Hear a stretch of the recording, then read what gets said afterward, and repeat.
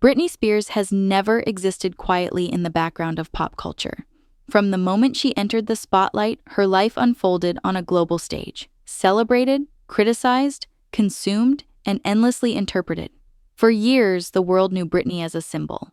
The pop princess, the tabloid fixation, the cautionary tale, but symbols flatten people. What is emerging now, through candid images and unfiltered moments, is something far more powerful. A woman reclaiming herself after decades of being defined by others. Britney's early fame was swift and overwhelming. As a teenager, she became a global phenomenon almost overnight, her image carefully constructed and tightly managed. Success followed relentlessly, but so did scrutiny. Every smile, misstep, and silence was analyzed. While the world saw perfection, Britney lived under extraordinary pressure, her personal identity increasingly overshadowed by the role she was expected to play. Fame did not grant her freedom. It confined her. What makes her current chapter so compelling is not spectacle but contrast. The recent candid photos that sparked public discussion are striking precisely because they resist performance. There's no polish, no choreography, no attempt to meet expectations. Instead, they capture moments that feel private.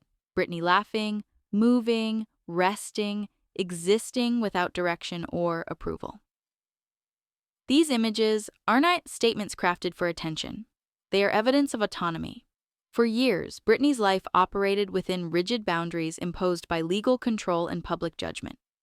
Choice was a luxury she did not possess. Seen through that lens, these photos become deeply symbolic. They are not about appearance or provocation, but about presence. They show a woman inhabiting her own body and time, unmediated and unapologetic. Freedom in this context is not dramatic. It is ordinary. And that ordinariness is precisely what makes it radical. In a culture obsessed with curation and perfection, Britney's openness feels almost disruptive. Social media often rewards control, filtered images, careful branding, idealized narratives. Britney offers the opposite. Her posts are messy, spontaneous, sometimes confusing, often joyful. They reject the idea that healing must look graceful or linear. Instead, they suggest that authenticity is allowed to be imperfect, even uncomfortable.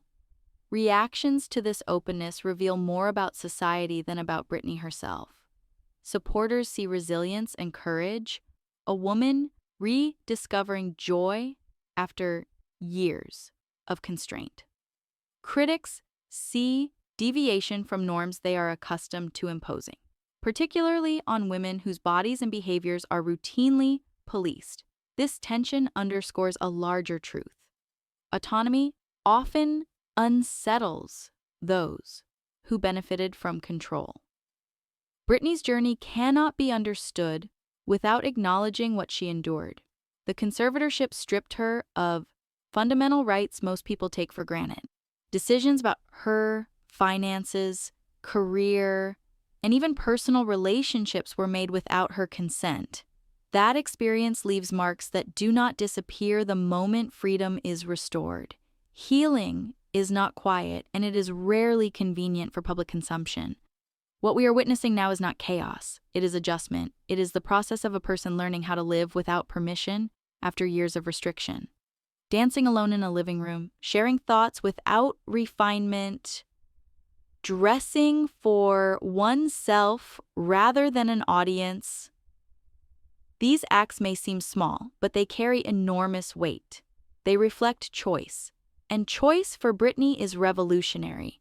Stripped of fame, Britney's story would still resonate. It is the story of someone reclaiming voice after silence, agency after control, selfhood after erasure. Fame simply amplifies it. Her candid moments remind us that humanity does not disappear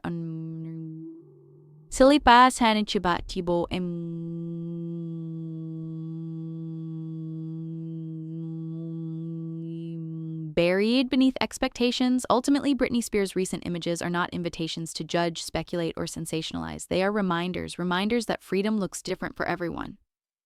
that survival does not require polish, and that reclaiming one's life is not a performance. It is a practice. Britney is no longer asking to be understood. She is choosing to live. And that choice, in all its rawness and reality, is her most powerful statement yet.